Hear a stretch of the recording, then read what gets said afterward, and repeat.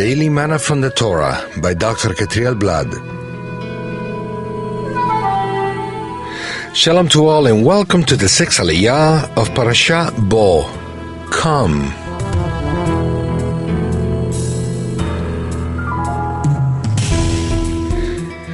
This sixth Aliyah is found in Exodus 12, verse 29 to 51. Today's passage is found in verse 48, and it reads as follows: If a stranger shall sojourn with you and would keep the Passover to the Lord, let all his males be circumcised. Then he may come near and keep it. He shall be as a native of the land, but no uncircumcised person shall eat of it. Who has the right to partake of the lamb? Passover sacrifice has an extremely powerful message. In the first place, it was given to the people native of Israel in order for them to remember what happened on the first redemption. The sacrifice of Pesach can only be made when the temple in Jerusalem is standing and can only be eaten in Jerusalem by those who are of the circumcision in the flesh. That's why what we celebrate nowadays is not the real Pesach, but a reminder of it. Since there is no temple, there can't be a lamb sacrifice.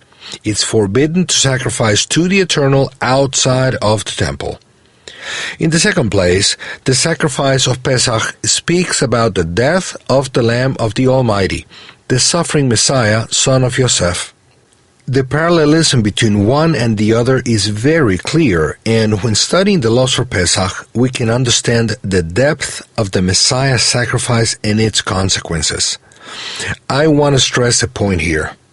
The Torah rules out any uncircumcised man in the flesh from eating of the lamb that was sacrificed as Pesach in the temple.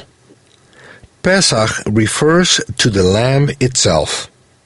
If a non-Jew wants to eat from the lamb, he will have to become Jewish together with his family. This is the law from the Eternal for the Pesach sacrifice. This shows us that the door is open for any Gentile who wants to become Jewish if that's his or her wish.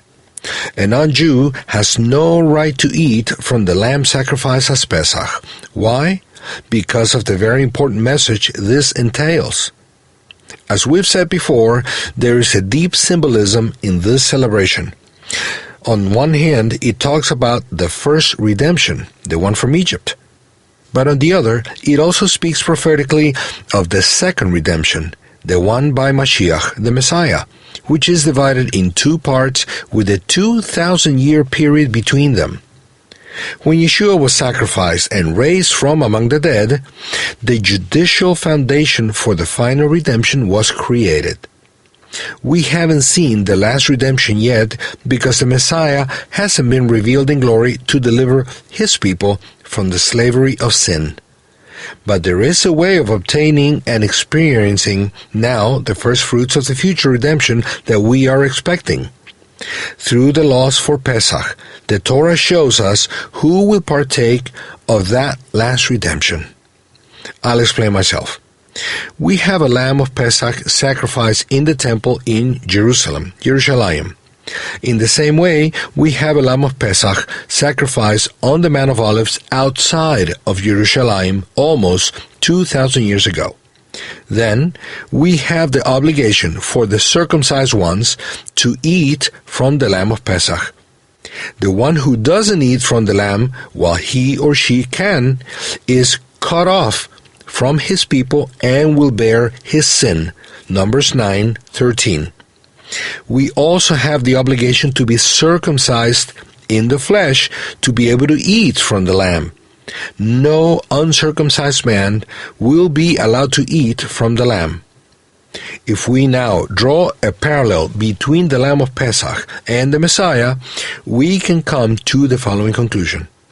Just as no uncircumcised man will be able to eat from the lamb of Pesach, no one who hasn't circumcised his or her heart will be able to partake from the lamb of the Almighty.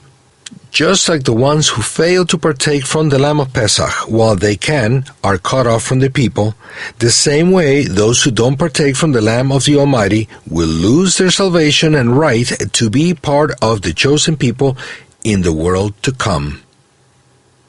May the Eternal grant us a spirit of revelation to see all the details in the celebration of Pesach.